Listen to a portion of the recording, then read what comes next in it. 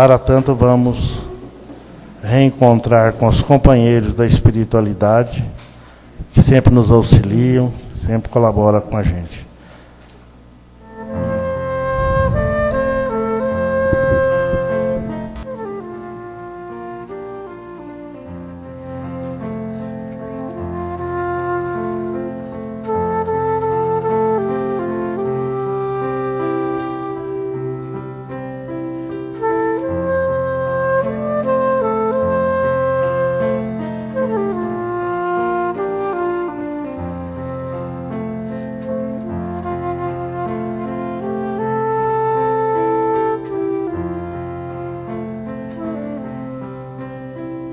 Senhor, quero viver da esperança, mesmo nas situações dolorosas, pois sei que a tempestade sucede à calma, ao sofrimento o alívio, à prova a recompensa. Quero pertencer à comunidade dos discípulos de Cristo que acolheram a fé no Deus vivo, bom e verdadeiro, e levá-la pelo meu viver como um sinal de esperança para todo esse mundo. Senhor, quando colocais uma pedra em meio à minha caminhada, não é para nela eu tropeçar e cair, para com ela construir o restante da estrada. Por isso, infundi-me aquela esperança de valorizar o meu viver pela alegria, pela bondade, pelo amor, pois em vós está a minha esperança, por Cristo nosso Senhor.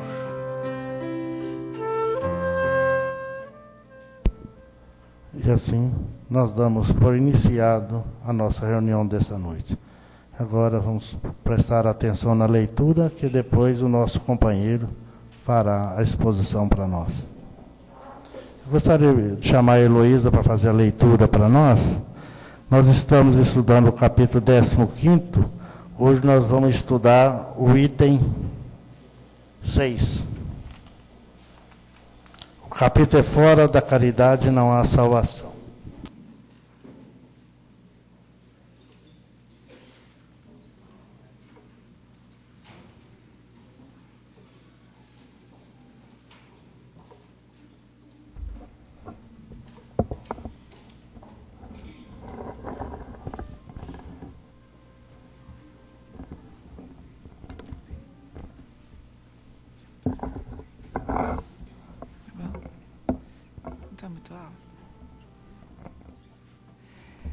Boa noite.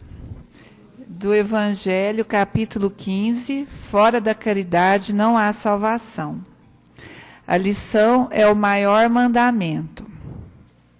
Mas os fariseus, tendo sabido que ele tapara a boca aos saduceus, reuniram-se. E um deles, que era doutor da lei, veio fazer esta pergunta para o tentar. Mestre, qual é o maior mandamento da lei? Jesus lhe respondeu: Amareis o Senhor vosso Deus de todo o vosso coração, de toda a vossa alma e de todo o vosso espírito. Eis aí o maior e o primeiro mandamento. Eis o segundo, que é semelhante a este: Amareis vosso próximo como a vós mesmos. Toda a lei e os profetas estão contidos nesses dois mandamentos. São Mateus, capítulo 22, versículos de 34 a 40. Caridade e humildade, tal é, pois, o único caminho da salvação. Egoísmo e orgulho, tal o da perdição. Este princípio está formulado em termos precisos nestas palavras: Amareis a Deus de toda a vossa alma e ao vosso próximo como a vós mesmos. Toda a lei e os profetas estão contidos nesses dois mandamentos. E para que não haja mais equívoco sobre a interpretação do amor de Deus e do próximo, ajunta: e eis o segundo mandamento, que é semelhante ao primeiro. Quer dizer que não se pode verdadeiramente amar a Deus sem amar ao próximo, nem amar ao próximo sem amar a Deus. Portanto, tudo que se faz contra o próximo se faz contra Deus. Não podendo amar a Deus sem praticar a caridade para com o próximo, todos os deveres do homem se encontram resumidos nesta máxima: fora da caridade não há salvação.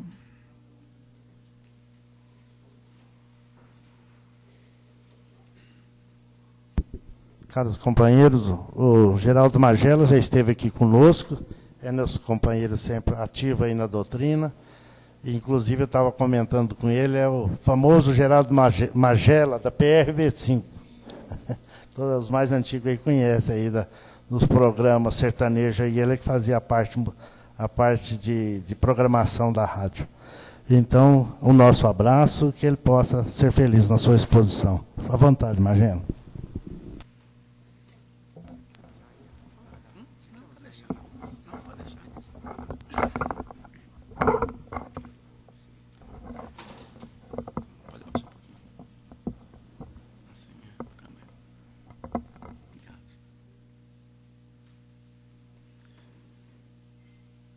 Doutrina de amor e luz, ciência, fé e consolação, prometida há 2000 anos por Jesus, diretriz da humana perfeição.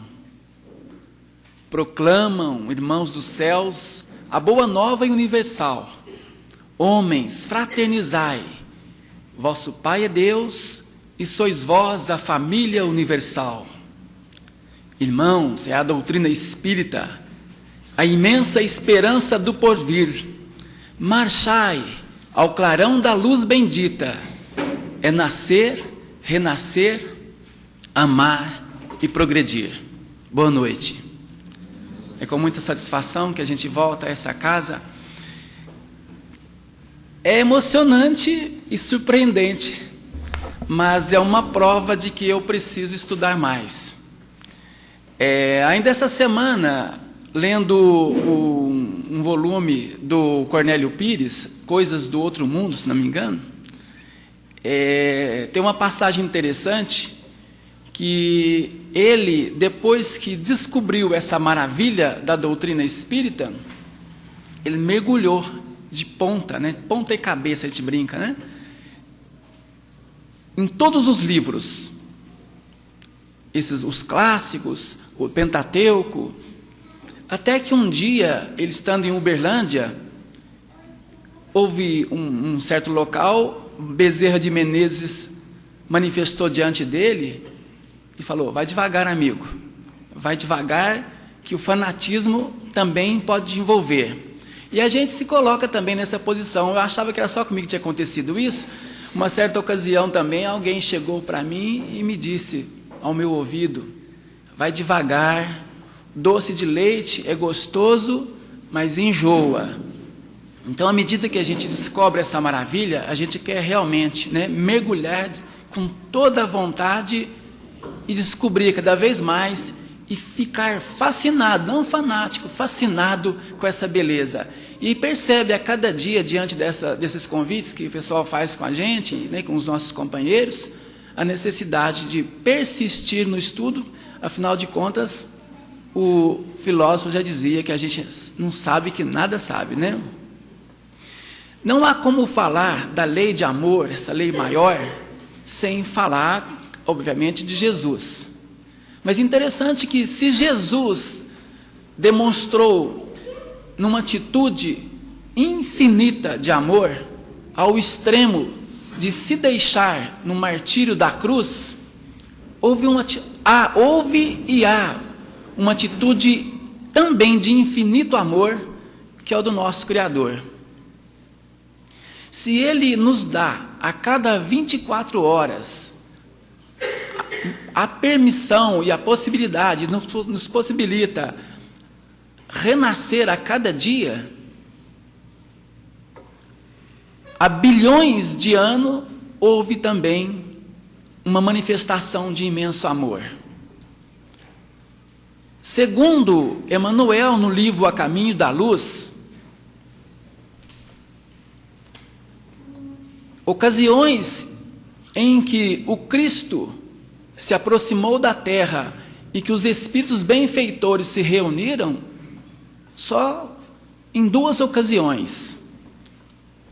No item número 1 do livro A Caminho da Luz, nós podemos repassar. Rezam as tradições do mundo espiritual que, na direção de todos os fenômenos do nosso sistema, existe uma comunidade de espíritos puros e eleitos pelo Senhor Supremo do Universo, em cujas mãos se conservam as rédeas diretoras da vida de todas as coletividades planetárias. Todas as coletividades planetárias. Essa comunidade de seres angélicos e perfeitos, da qual Jesus é um dos membros divinos, ao que nos foi dado saber, segundo Emmanuel. E apenas se reuniu nas proximidades da Terra para a solução de problemas decisivos da organização e da direção do nosso planeta, por 2 vezes no curso dos milênios conhecidos. A primeira verificou-se quando o orbe terrestre se desprendia da nebulosa solar, a fim de que lançassem no tempo e no espaço as balizas do nosso sistema cosmogônico e dos pródomos da vida na matéria em ignição do planeta. E a segunda vez foi quando se decidia a vinda do Senhor à face da terra, trazendo à família humana a lição imortal do seu evangelho de amor e redenção. E quando a gente lê Emmanuel, fica até difícil a gente tornar isso mais claro em função da capacidade de síntese e a capacidade esclarecedora que as suas obras nos trazem através das mãos benfeitoras de Chico Xavier. Como nós sabemos, esse mesmo livro, acho que a maioria teve contato com esse livro já, como eu já disse, há bilhões de anos desprendeu-se da nebulosa solar uma matéria incandescente que aos poucos ela foi se tomando forma. A princípio aquela matéria gelatinosa, mas efervescente, né, muito quente, que é interessante que quando fala que os primeiros elementos vivos na Terra, as primeiras células albuminoides quer dizer que elas teriam em contato com a água, elas se transformariam em contato com a água e com o aquecimento dessas mesmas águas, elas se transformariam. Foi o que aconteceu. Então, os primeiros elementos vivos, essas células, as amebas e as outras organizações unicelulares que, isoladamente livres, elas se multiplicavam em função desse calor que existia e da água que já fazia presente no nosso planeta. Claro que a gente não consegue aqui sintetizar da forma que Emmanuel tem a facilidade. Bilhões e bilhões de anos, aliás, milhões de anos se passaram e a Terra foi tomando a sua forma. Como é que a gente enquadra isso na lição do amor maior de hoje, do Evangelho segundo o Espiritismo? Tudo por amor, a nossa inteligência suprema dispôs isso para nós. E gradativamente veio permitindo que acontecessem no passo a passo dos milênios. Em contradição com a gente, né? Que às vezes quer conseguir determinadas propostas no nosso dia a dia, num simples estalar de dedos, numa ânsia, né, causando-nos, às vezes, males físicos, mentais. A pressa não nos permite, né, chegar a certos objetivos. E os milênios e milênios se passaram e vieram os primeiros integrantes, né, para essa orbe terrestre, compondo com aqueles que aqui já nativos da nossa terra. A gente sabe que os primeiros que vieram lá de fora, os degredados, né, de Capela, chegaram aquelas pessoas cujo aquele sistema estava passando por transformações morais, e vieram para cá justamente os que não estavam ainda lá com essa corda toda, digamos assim, né, em matéria de moral, e vieram ajustar-se por aqui. Depois de Capela, vieram compor a família terrestre as raças, os egípcios, né? Compor a família egípcia.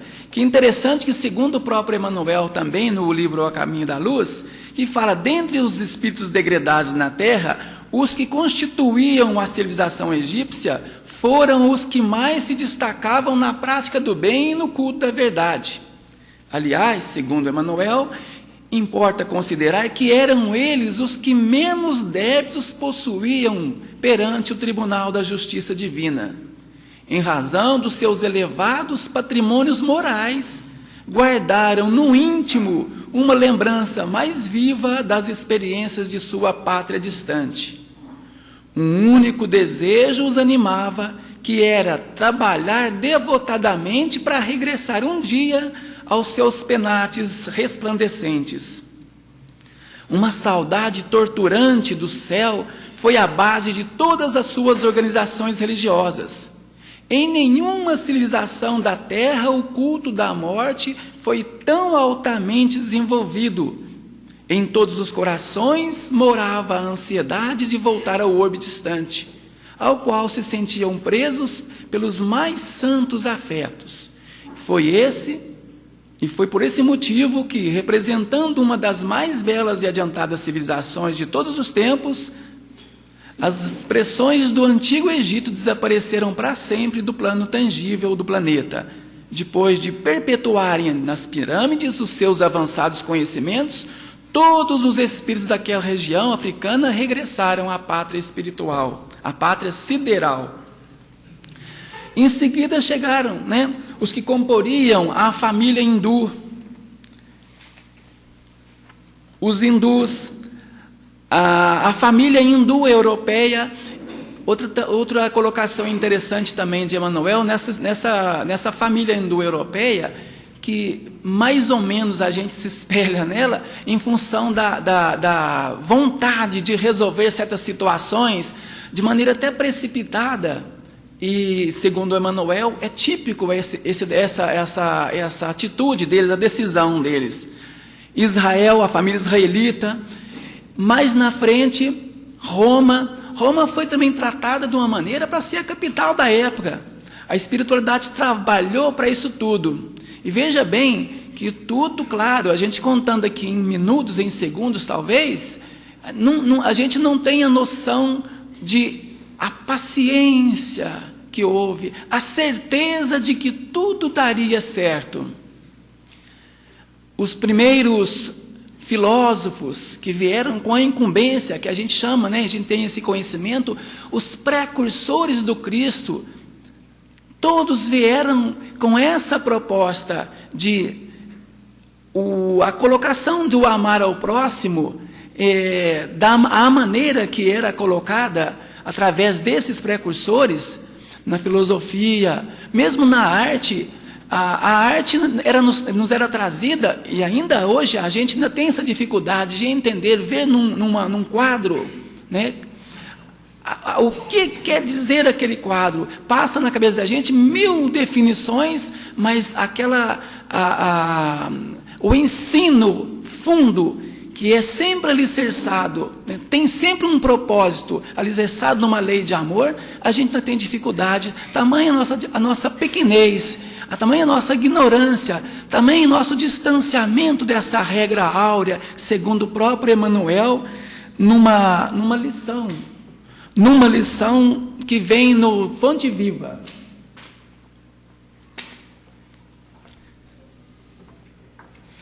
Na lição Fonte Viva, deixa eu ver se eu me encontro aqui, que eu estou perdido no meio dos meus papéis.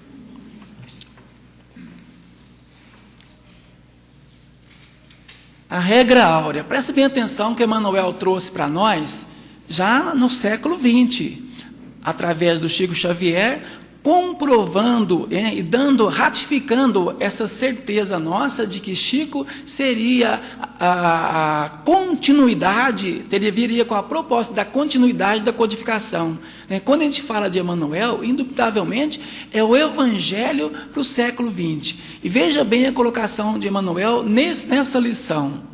Incontestavelmente, muitos séculos antes da vinda de Cristo, já era ensinada no mundo a regra áurea, trazida por embaixadores da sua sabedoria e misericórdia. Importa esclarecer, todavia, que semelhante princípio era transmitido com maior ou menor exemplificação de seus expositores. Diziam os gregos: não façais ao próximo o que não desejais receber dele. Afirmava os persas: fazei como quereis que se vos faça. Declaravam os chineses: o que não desejais para vós, não façais a outrem. Recomendavam os egípcios: deixai passar aquele que fez aos outros o que desejava para si. Doutrinavam os hebreus: o que não quiserdes para vós, não desejais para o próximo. Insistiam os romanos: a lei gravada nos corações humanos é amar os membros da sociedade como a si mesmo. Na antiguidade, todos os povos receberam a lei de ouro da magnanimidade de Cristo. Profetas, administradores, juízes, filósofos, porém, procederam como instrumentos mais ou menos identificados com a inspiração dos planos mais altos da vida. Suas figuras apagaram-se no recinto dos templos iniciáticos, ou confundiram-se na tela do tempo em vista dos seus testemunhos fragmentários. Aí que vem o fechamento, né?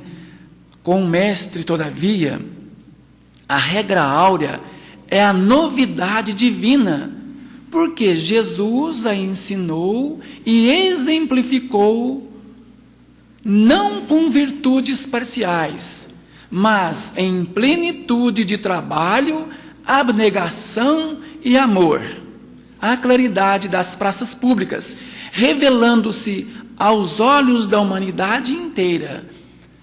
Aliás, eu confundi esse texto está no livro Caminho, Verdade e Vida, de Emmanuel, que compõe aqueles 5 livrinhos básicos que a gente fala que sempre que é o remedinho diário, né? O Evangelho, às vezes, tem um texto mais longo, a gente fica meio acomodado. Corra para Emmanuel, pegue Emmanuel e leia uma página por dia, é o suficiente para a gente começar, estar bem durante o dia e finalizar o dia nosso, né? A cada dia nosso. Mas com o Cristo também, segundo o Emmanuel, o Cristo é inconfundível.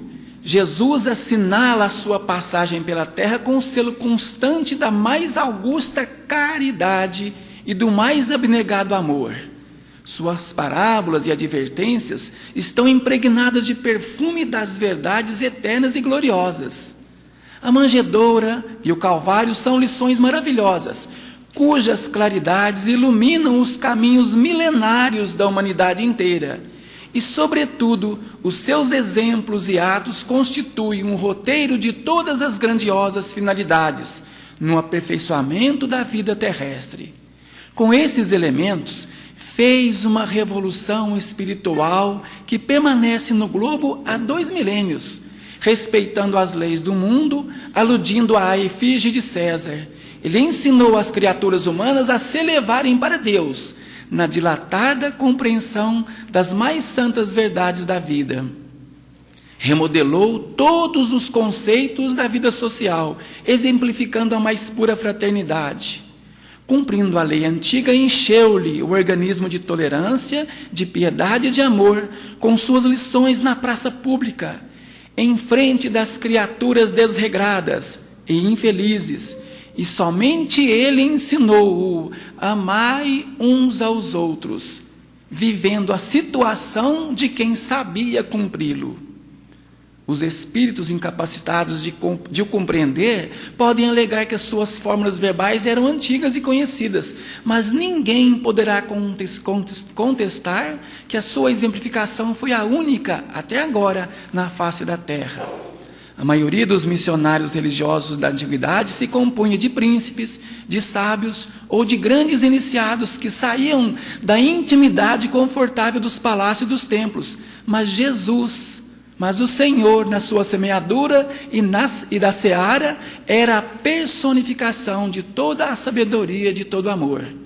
E o seu único palácio era a tenda humilde de um carpinteiro, onde fazia questão de ensinar à posteridade que a verdadeira aristocracia deve ser o árduo trabalho, lançando a fórmula sagrada definida pelo pensamento moderno, como o coletivismo das mãos, aliado ao individualismo dos corações, síntese social para a qual caminham as coletividades dos tempos que passam, e que, desprezando todas as convenções e honrarias terrestres, preferiu não possuir pedra onde repousasse o pensamento dolorido, a fim de que aprendessem os seus irmãos a lição inesquecível do caminho, da verdade e da vida.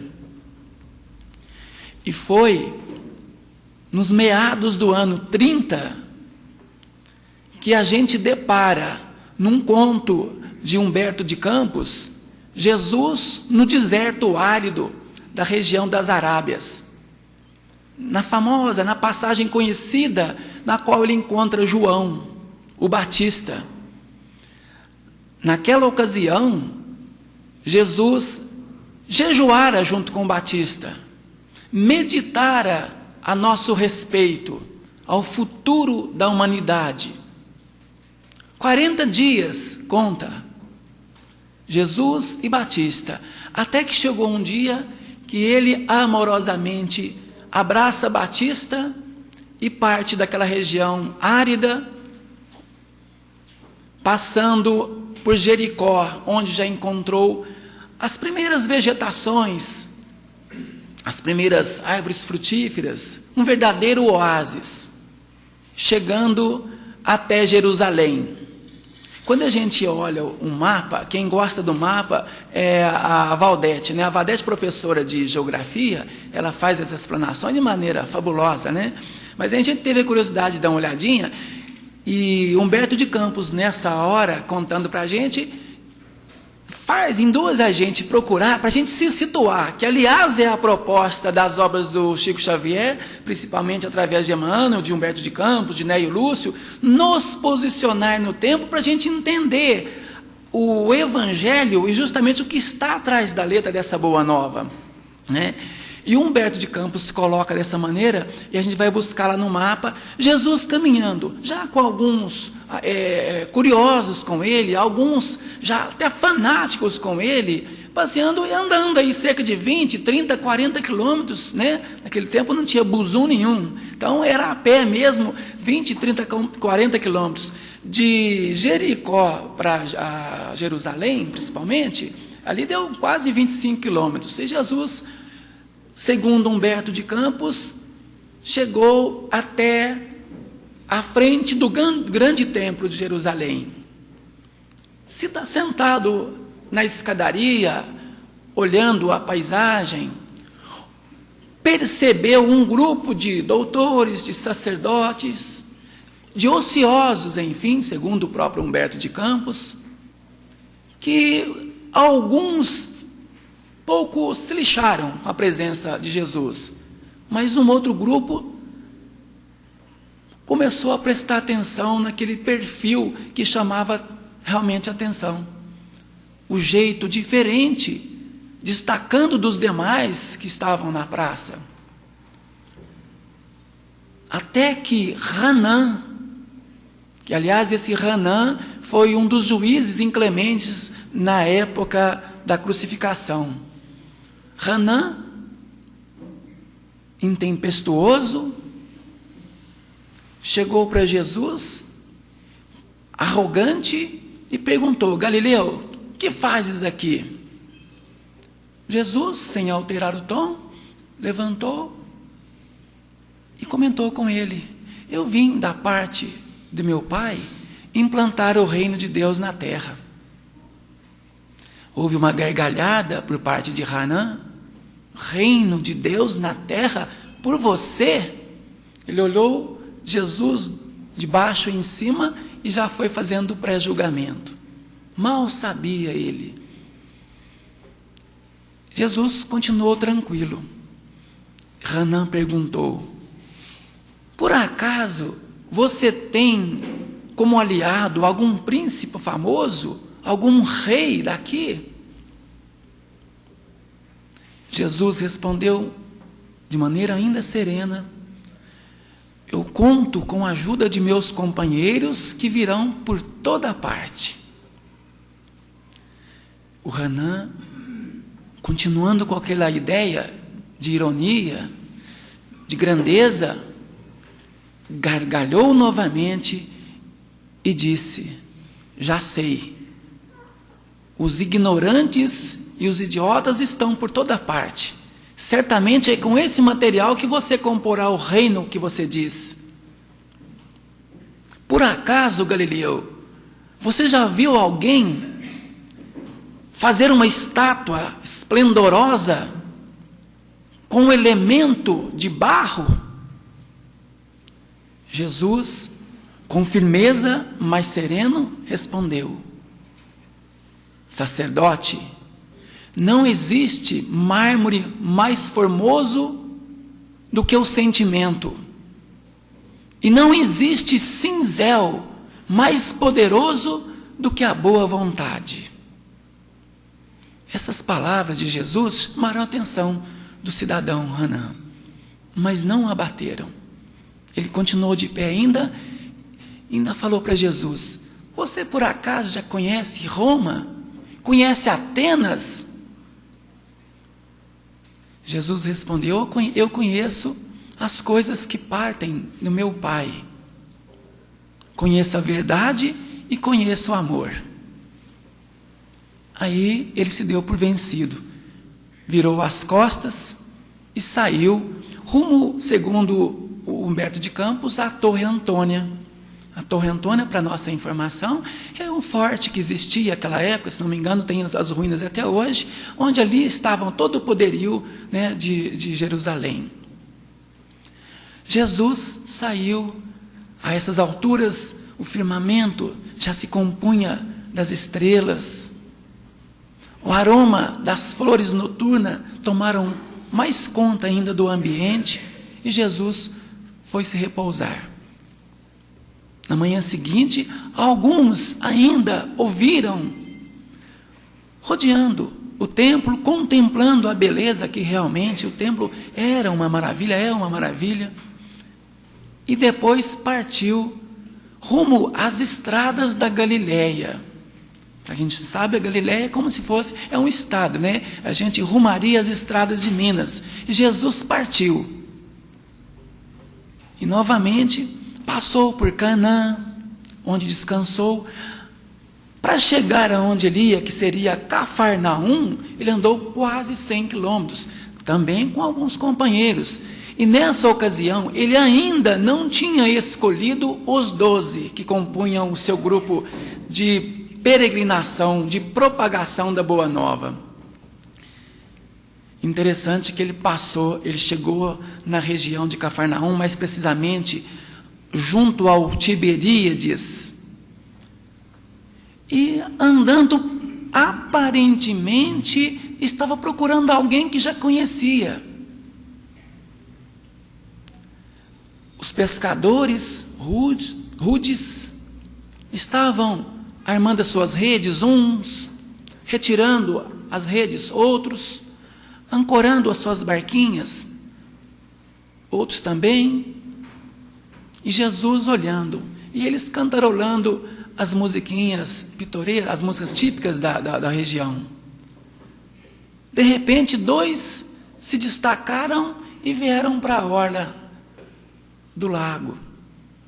Jesus chamou: André, Tiago, filho de Jonas. Eles olharam assustados para Jesus, alguém chamando pelo nome, até o nome do Pai. Eu vim por parte de Deus instalar o reino dos céus na terra. Os 2 juntos responderam o bem-vindo e aproximaram de Jesus. André, com um jeito muito ingênuo, chegou a dizer: mas um rei nessa região, aqui tem tão pouca gente. Pedro, para como que querer consertar, falou: não, André, não se preocupe. O lago é grande, tem muitas regiões povoadas, certamente um rei vai fazer bem por aqui. Jesus entendeu aquilo com uma conversa bem infantil, não se preocupou, deixou para dar explicações mais tarde e os convidou: vocês querem ser meus discípulos? Os 2 também juntos, né? Como fosse um refrão: sim, Senhor. Ele abraçou os 2 e saíram e foram rumo ao centro de Cafarnaum, onde existia lá estabelecida a coletoria.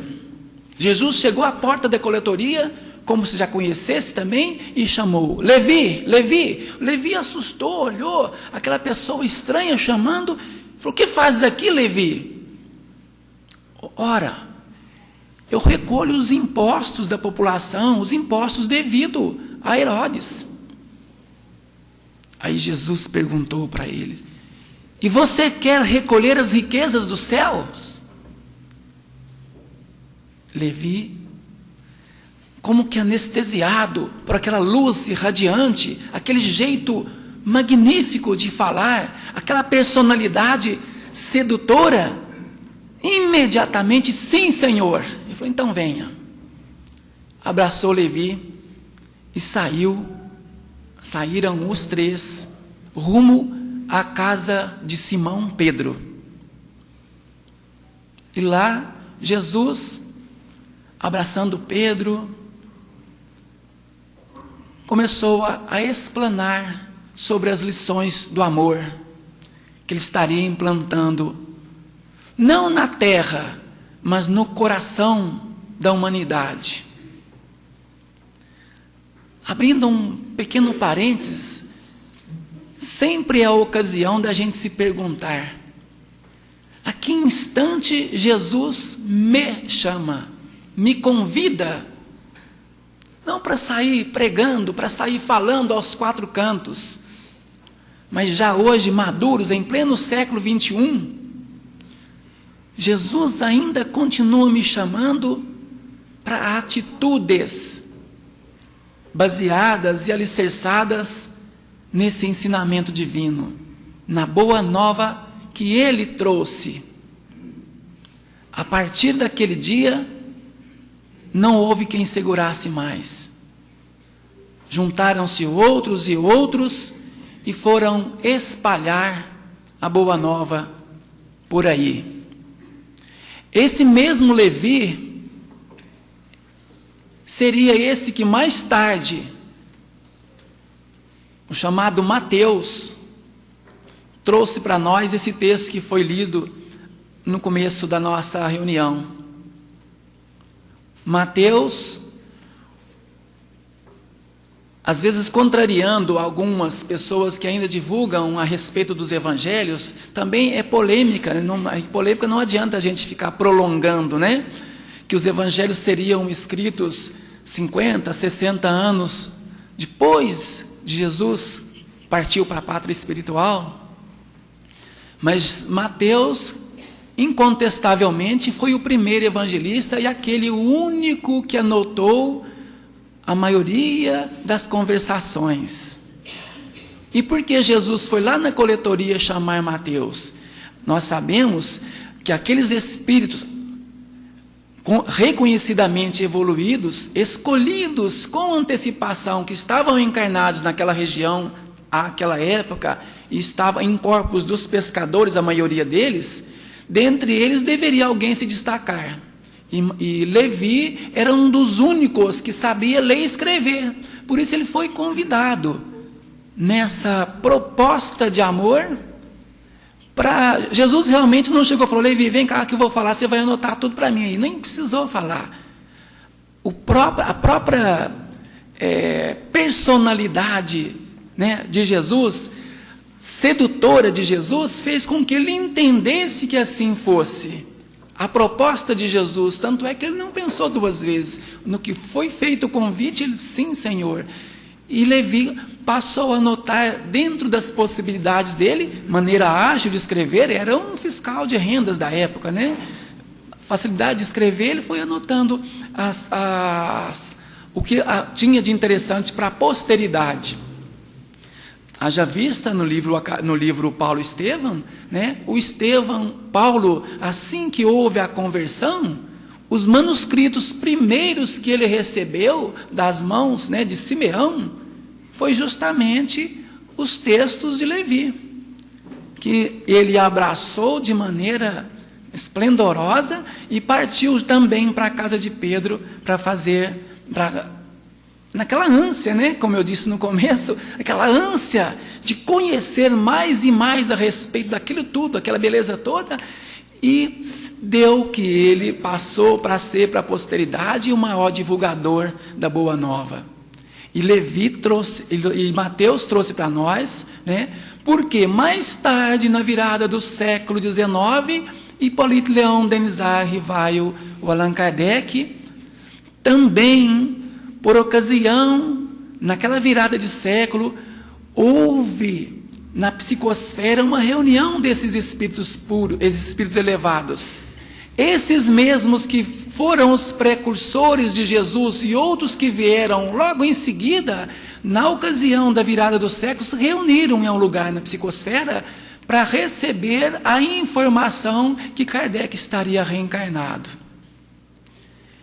E aí Kardec, né, com toda a sua proposta didática e conhecimento e moral, também um escolhido, né, de Jesus, já que Jesus ajudou a criar a terra, ajudou a preparar tudo, mandou seus precursores, veio pessoalmente mostrar como é que se atua como verdadeiro amor. Depois manda Kardec para, através da doutrina do Consolador, decodificar, facilitar para nós.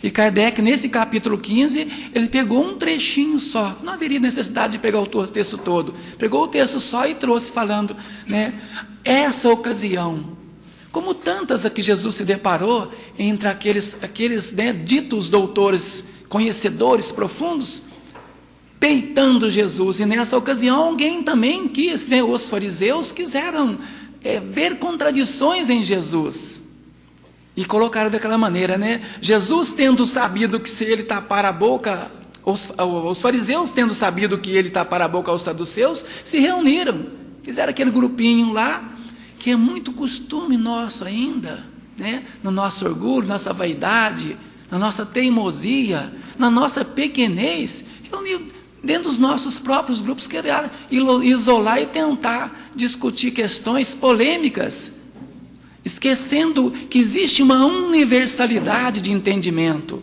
que é o Kardec, dentro do seu bom senso, tinha essa visão universalizada. E um deles perguntou ao doutor: mestre, qual o grande mandamento da lei? E Jesus, sem titubear, serenamente, né? Amarás o Senhor teu Deus de todo o teu coração, de toda a tua alma, de todo o teu espírito. Esse é o maior e o primeiro mandamento. E tem um segundo que é semelhante ao primeiro: amarás o teu próximo como a ti mesmo.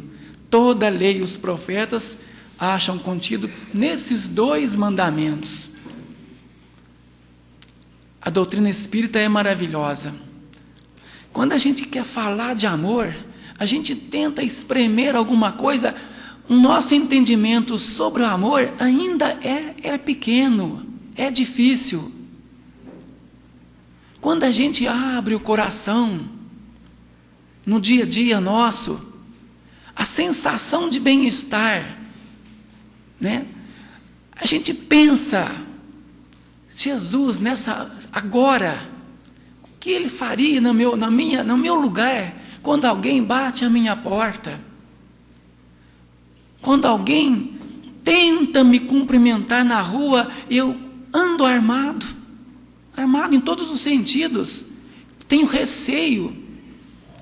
A gente às vezes vai sair de casa, a gente às vezes tem até mania de voltar, está no quarteirão seguinte e volta para trás, porque está imaginando, eu preciso trancar bem essa casa, porque o receio é grande. Claro, a gente precisa ser cauteloso, não precisa estar lá arreganhado, mas não precisa ficar tão preocupado com os acontecimentos. A gente tem aprendido no dia a dia, as pessoas que batem a minha porta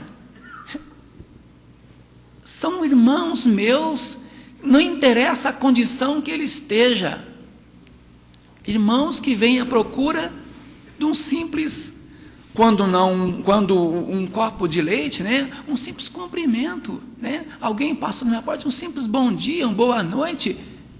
Eu estou transferindo essa sensação de bem-estar, porque o espírito cristão necessariamente precisa estar em evidência no nosso dia a dia.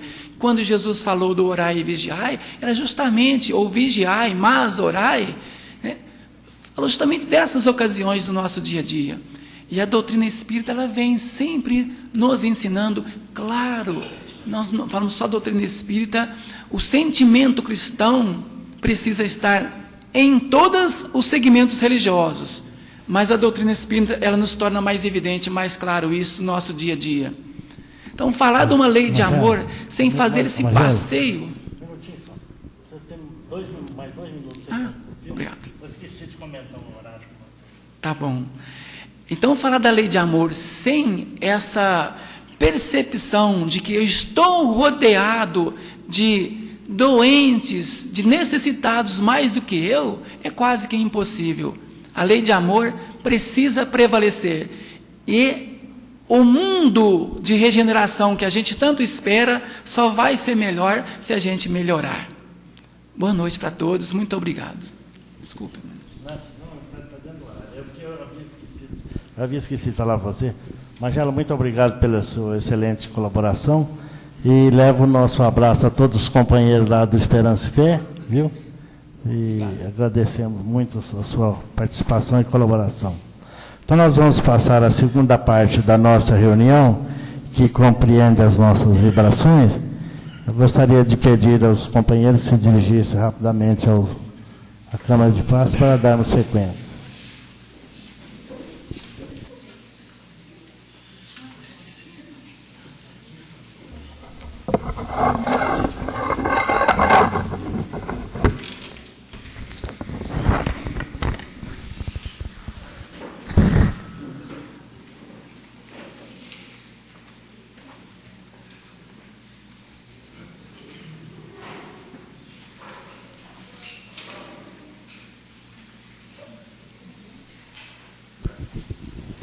Então vamos, nesse momento, aproveitar a mensagem musical para que possamos também aproveitar esse instante para ser favorável a toda participação espiritual neste momento.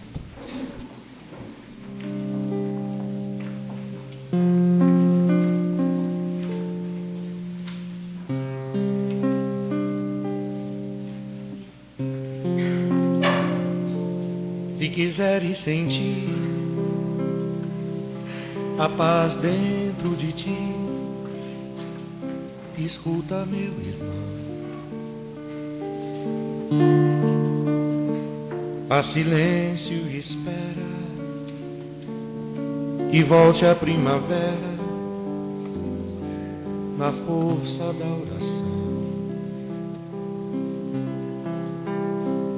Transforma teu soluço em risos de esperança no amanhã que vem.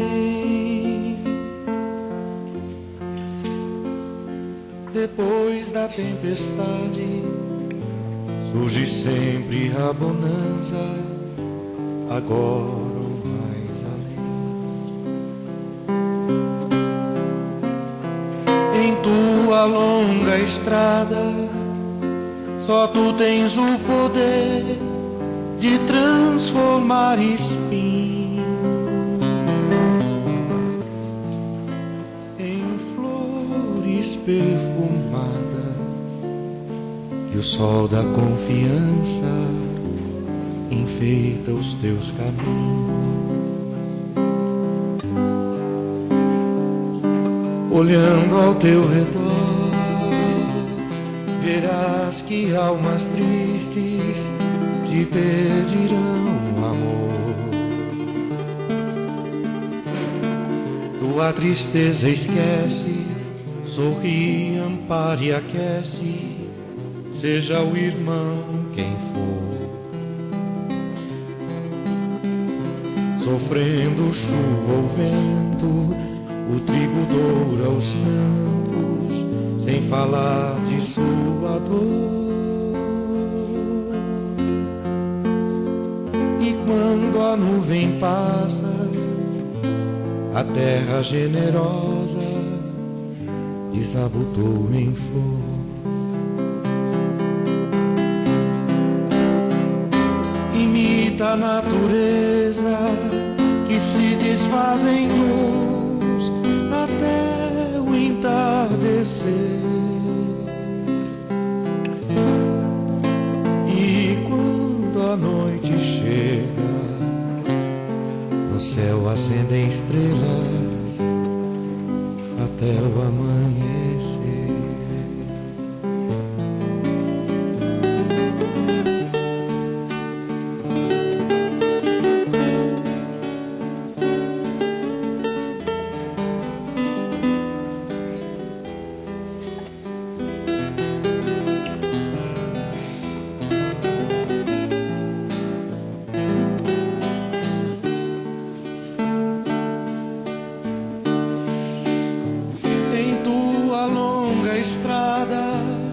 Só tu tens o poder de transformar espinhos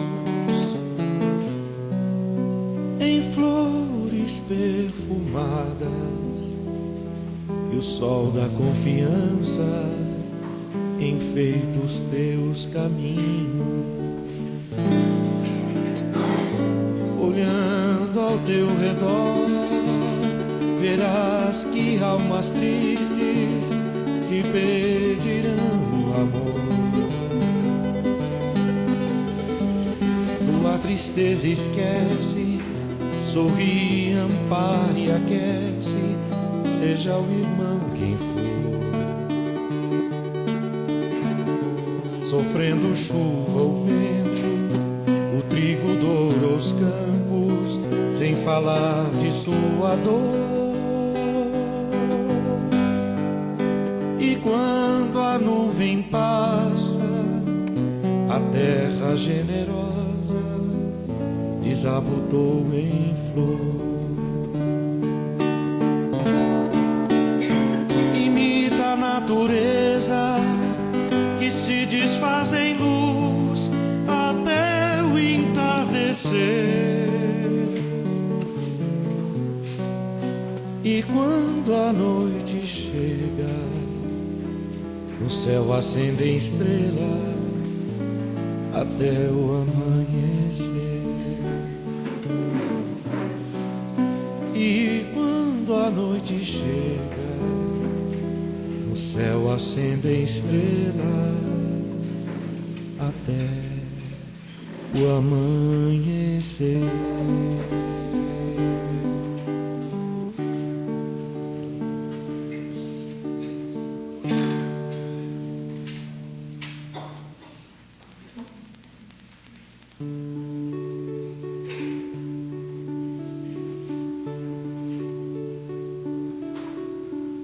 Se algum dia você se sentir cansado de tudo, sem vontade de acreditar na vida e no amor, não tema, não se desespere, pense no futuro. Não queira jamais desistir num momento de dor. Se algum dia o fardo da vida for muito pesado e não estiver do seu lado alguém pra lhe ajudar, não se esqueça que um jovem um dia foi crucificado e na cruz ele foi condenado para nos libertar. Não se deixe vencer pelo medo, ninguém está sozinho. Acorde pra vida, é hora de recomeçar. Há sempre uma luz que nos mostra um novo caminho. Aceita Jesus, Ele quer sua vida mudar.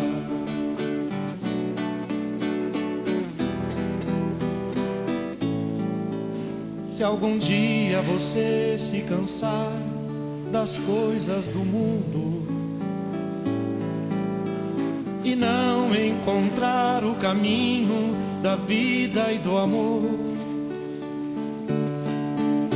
confie naquele que tem o amor mais profundo. Recorre a Jesus, nosso amigo, nas horas de dor. Não se deixe vencer pelo medo, ninguém está sozinho. Acorde pra vida, é hora de recomeçar. Há sempre uma luz que nos mostra um novo caminho. Aceita Jesus, Ele quer sua vida mudar. Não se deixe vencer pelo medo, ninguém está sozinho. Acorde pra vida, é hora de recomeçar. Há sempre uma luz que nos mostra um novo caminho. Aceita Jesus, Ele quer sua vida mudar.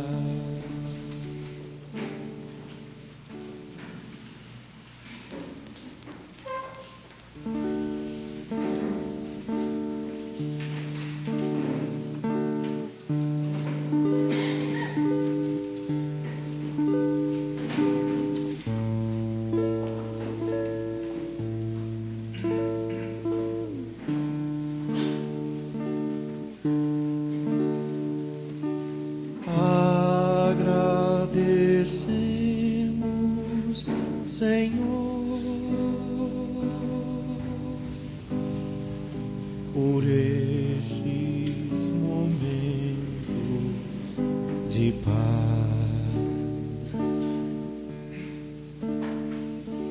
Nós te sentimos aqui em vibrações fraternais, na estrada da vida, conduz-nos ao bem, na alegria ou na dor. Seja o amor nossa bandeira de luz, amado Mestre.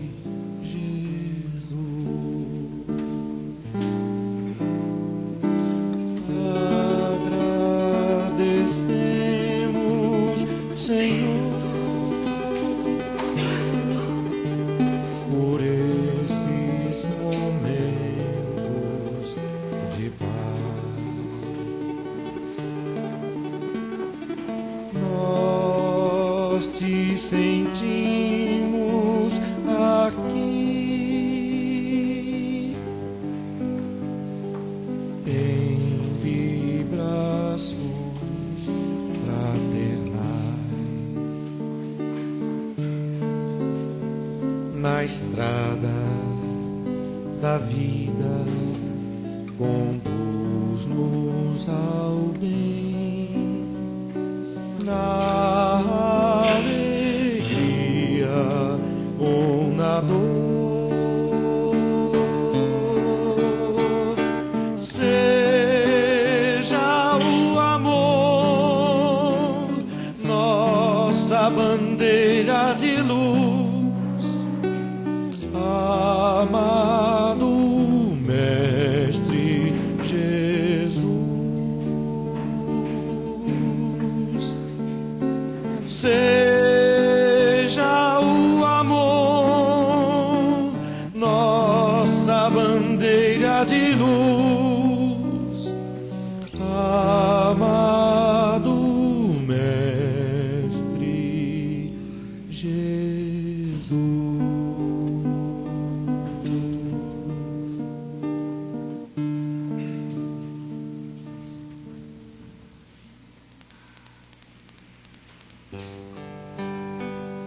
Alô, meu Deus, fazia tanto tempo que eu não mais te procurava.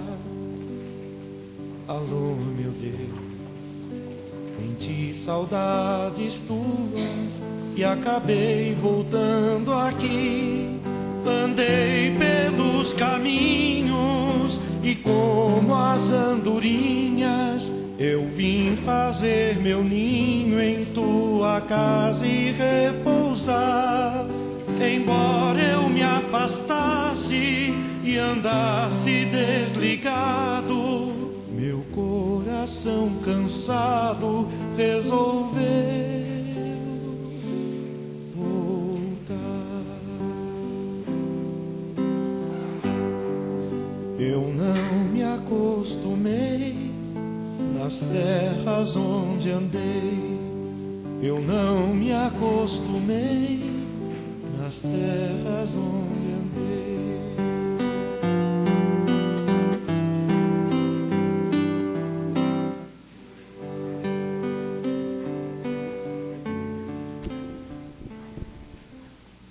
E assim, meus irmãos, caminhando para o final de nossa reunião, só nos resta agradecer a todos e a tudo, por tudo aqui que recebemos, a equipe colaboradora de nossa reunião, todos os nossos agradecimentos à parte espiritual, que nós possamos sair daqui fortalecidos, sempre observando os ensinamentos de Jesus, que a nossa reunião possa ser proveitosa a tantas outras pessoas que sempre, aqueles que porventura não puderem estar aqui conosco, que eles possam receber a nossa vibração carinhosa.